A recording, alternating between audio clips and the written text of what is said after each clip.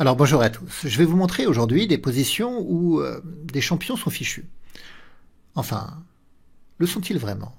C'est ce qu'on va voir. Regardez cette première position qui a opposé Larry Evans avec les Blancs à Samuel Reshevsky avec les Noirs. Et Samuel Reshevsky, il a été 7 fois champion des États-Unis. Donc là, Samuel Reshevsky, il a les Noirs. Bon, le trait est au blanc, hein, bien sûr, parce que les Noirs peuvent mater de plein de façons. Ils pourraient jouer Dame G2 mat, Dame H2 mat, Tour E1 mat. En plus, ils ont un cavalier supplémentaire. Donc on se demande bien comment les Blancs pourraient se sauver. Et pourtant, Larry Evans, il a trouvé. Il a trouvé comment s'en sortir. Il a été extrêmement astucieux. D'ailleurs, cette position, je crois qu'elle a été nommée l'escroquerie du siècle. Alors, trouverez-vous comment Larry Evans est parvenu à se sauver dans cette position? Vous pouvez mettre la vidéo sur pause pour avoir le temps nécessaire à votre réflexion. À tout de suite. Alors, vous avez trouvé? C'est pas facile, hein. Regardez ce qu'a joué Larry Evans, magnifique. Il a joué Dame G8 échec. On va essayer de comprendre. Regardez bien que tous les pions blancs sont bloqués. Et le roi blanc ne peut pas jouer. Donc si les blancs n'avaient pas ni la dame ni la tour, ça serait une situation de patte, de match nul. Et donc, tout l'enjeu consiste pour les blancs à se débarrasser de la dame et de la tour. Et ils vont commencer donc par Dame G8. Alors là, les noirs ils sont obligés de prendre la dame, parce que si le roi vient en H6, il va y avoir Dame H8 échec, le roi va devoir venir en G6, et il va y avoir la prise du pion en G7 ici, puisque la tour et la dame attaquent. Et c'est même les blancs qui vont gagner. Dame prend G7, échec et mat. Donc sur Dame G8 échec, le roi doit prendre. Et maintenant, il n'y a plus qu'à la tour à se débarrasser, et on va le faire en faisant tour prend G7. Magnifique. Regardez, si le roi prend, c'est patte. Le roi blanc ne peut pas bouger. Aucun pion ne peut jouer. Et si c'est la dame noire qui prend, c'est patte également. Et si le roi noir et la dame noire ne prennent pas, si par exemple le roi vient en F8, alors il ne faut pas prendre la dame avec la tour, parce qu'on resterait quand même avec un cavalier de moins dans cette finale. Mais il faut faire ce qu'on appelle l'échec perpétuel.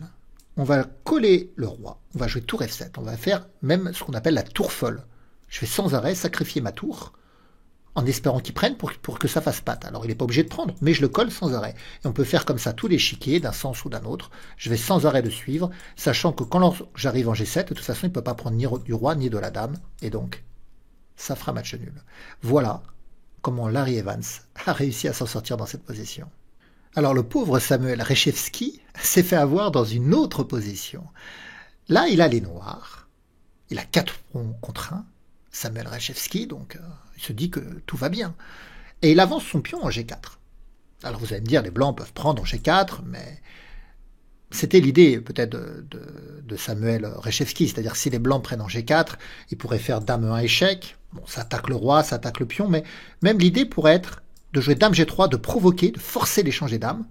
Après, dame prend, pion prend, roi prend. Et les noirs vont gagner la finale en jouant roi B8, roi C7, roi C6, roi B5, roi prend A5. Le roi blanc est trop loin.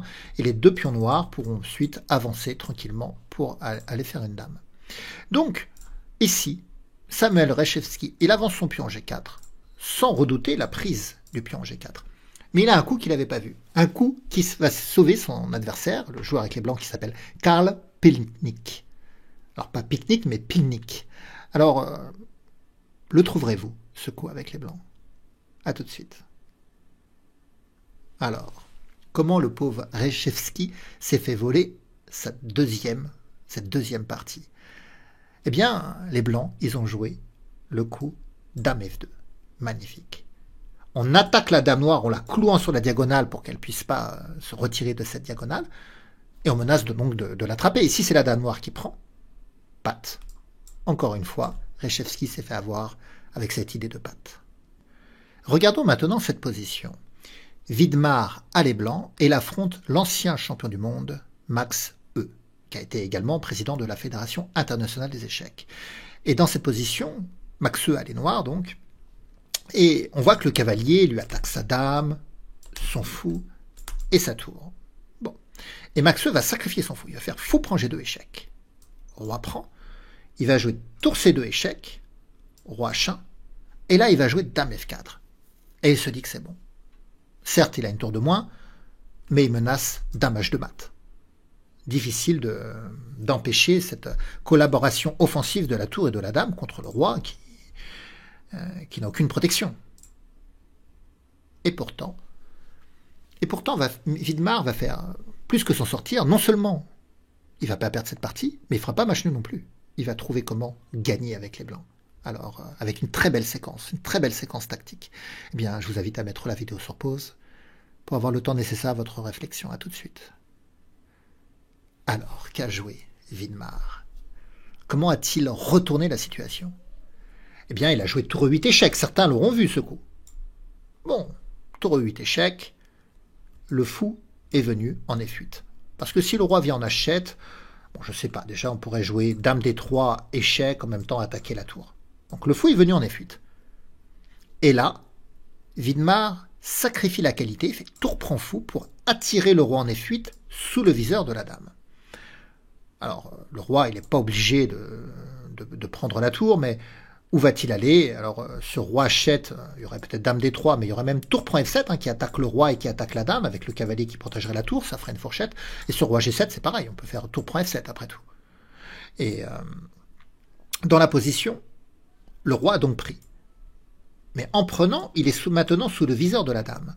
Et donc, il va y avoir ce qu'on appelle une attaque à la découverte, c'est-à-dire que le cavalier va bouger, et ça va libérer, ça va délivrer, découvrir la dame blanche qui attaque le roi. Le cavalier ne va pas partir n'importe où, il va venir en F5 pour contrôler les cases G7 et E7. Donc le roi va venir en G8 parce que s'il vient en E8, c'est dame E7 échec et mat avec la protection du cavalier. Donc, roi G8. Et là, le clou du spectacle. Qu'a joué Vidmar? Vous pouvez une nouvelle fois mettre la vidéo sur pause si vous n'avez pas anticipé cette position. A tout de suite. Alors, qu'a-t-il joué? Il faut comprendre que les noirs menacent toujours dame H de mat. Et là, les blancs, ils vont faire le magnifique sacrifice d'attraction. Dame F8 échec. Magnifique. Si le roi prend, il a tiré sur la case F8, et là, tour D8 mat. Le cavalier contrôle le 7 G7, le pion F7 bloque, la tour attaque sur toute la 8e traverse. Alors vous allez me dire, sur dame F8, si le roi prend pas, s'il prend pas, il est obligé d'aller en H7, et ça sera dame G7 mat, puisque le cavalier protège. Donc vous voyez, magnifique séquence ici. Dans cette position, on était sous la menace d'un mat en un coup, et il va y avoir l'enchaînement tour 8 échec, le fou il revient, tour prend, roi prend, on a tiré le roi ici, cavalier F5 échec, le roi s'échappe, mais on lui dit reviens, dame F8, roi prend, et tour D8 mat. Magnifique séquence. Alors regardez cette position. Les noirs, ils ont la qualité de plus, c'est-à-dire qu'ils ont l'avantage d'une tour sur un fou, et en plus ils ont le pion passé B. Bon, alors là, on se demande bien comment les blancs vont réussir à sauver cette partie. Les noirs ont essayé d'échanger les dames. Ils jouent dame 1, ils veulent échanger les dames pour gagner avec leur tour et leur pion passé. Alors, le joueur avec les blancs, qui s'appelle Horowitz, il joue contre Pavet. Horowitz, il veut conserver les dames, il joue dame C2. Il joue dame C1, alors, il rejoue en E2. Et maintenant, la dame prend le pion d'F4 sur échec, roi H3. Et là, le joueur avec les noirs, il a trouvé une séquence intéressante. Il va faire le malin. Mais qui fait malin tombe dans le ravin. Et là, il a voulu faire le malin en faisant dame prend fou. En se disant que sur dame reprend, il pourrait jouer tour à 3, clouer la dame et gagner facilement cette partie. Donc il a fait dame prend F3, dame prend F3 et tour à 3. Donc la dame elle est clouée, le pion protège la tour. Les blancs semblent fichus ici. Et pourtant, il y a un coup qui sauve les blancs. Allez-vous trouver le coup d'Horowitz? A tout de suite. Alors, avez-vous trouvé? Ici, Horowitz a joué roi H4. Que c'est mignon. C'est mignon. En fait, le roi se décloue. Donc maintenant, la dame retrouve liberté de mouvement. Et si les noirs prennent la dame, ça fait patte. Regardez, tous les pions sont bloqués et le roi n'a aucune case. Les pions contrôlent, la tour contrôle. Donc, en jouant simplement roi H4, on assure le match nul avec les blancs. Magnifique. Alors, dernière position. Dans cette position, les noirs viennent de jouer tour A2. Donc leur idée, c'est de s'en prendre au pion G2, bien sûr, de faire tour prend G2 échec, et sur tour prend, dame prend mat. Et sur tour prend G2 échec, si roi H1, tour H2 mat. Bon, très bien. Alors comment faire avec les blancs? On ne peut pas défendre, parce que si on joue par exemple dame F3 pour venir défendre le pion G2, bah, la dame va prendre. Et le pion ne pourra pas reprendre à cause du cloage. Alors comment les blancs vont s'en sortir? Ils vont faire mieux que s'en sortir d'ailleurs. Hein. C'est même pas match nul qu'ils vont faire. Ils vont gagner cette position. Alors que feriez-vous dans cette position? Vous pouvez mettre la vidéo sur pause, à tout de suite. Alors vous avez trouvé? Je pense que tout le monde a vu le vis-à-vis dame-roi. Donc D6, bon, la perche est tendue, on a envie de jouer D6, donc ça fait échec, d'accord, très bien. Mais maintenant le roi va en H8, et alors? Parce que si le pion avance ou prend, même si les blancs menacent de promouvoir leur pion en faisant un mat du couloir, ils arrivent à quoi après? Les échecs, c'est le drame d'un coup. Les noirs pourraient faire tour prend G2 échec, comme je vous l'ai dit, et ça va conduire au mat. Donc, dans cette position, après D6 qui fait échec roi H8, qu'est-ce qu'on fait avec les blancs? On est toujours sous la menace du mat en un coup. Eh bien, le joueur avec les blancs, il a trouvé une idée. Il a sacrifié sa dame contre la tour. Comme ça, il n'y a pas de prise en G2. Bon, dame prend. Et maintenant, pion prend C7. Et les noirs, même si c'est à eux de jouer, ils ne vont pas pouvoir gérer le pion C7. Parce qu'il y a deux problèmes chez les noirs. Le pion C7, mais également la menace de mat du couloir. Comment on pourrait essayer de faire? Par exemple, si la dame revient en A8. On pourrait venir attaquer la dame, elle peut aller en C8, et là on jouerait tour D1, c'est fini. La dame noire ne peut pas prendre le pion, sinon il y a tour A8, mat du couloir. Et si les noirs avancent un des pions pour résoudre les problèmes de mat du couloir, on aura le temps de jouer dame, tour D8, qui fera fourchette roi-dame, soutenu par le pion, et ça sera fini pour les noirs. Donc, dans la position, après la prise en C7, dame en A8, ça ne marche pas. Dans la partie, il est venu en C2. Mais tour A1, menace mat du couloir. Donc la dame noire ne peut pas prendre le pion, alors les noirs ont joué H6. Mais maintenant, on a le temps de jouer tour A8 échec, roi H7, et on peut faire dame. Et maintenant, on a une tour de plus dans cette position, donc on a complètement retourné les noirs. Alors c'est pareil, hein, si la dame, au lieu d'aller en A8 ou en C2, elle vient en E6 contrôler la case, ben, il va y avoir tour C1, on va menacer de promouvoir. Si la dame bloque, on va jouer tour D1, et bien sûr tour D8 va arriver également.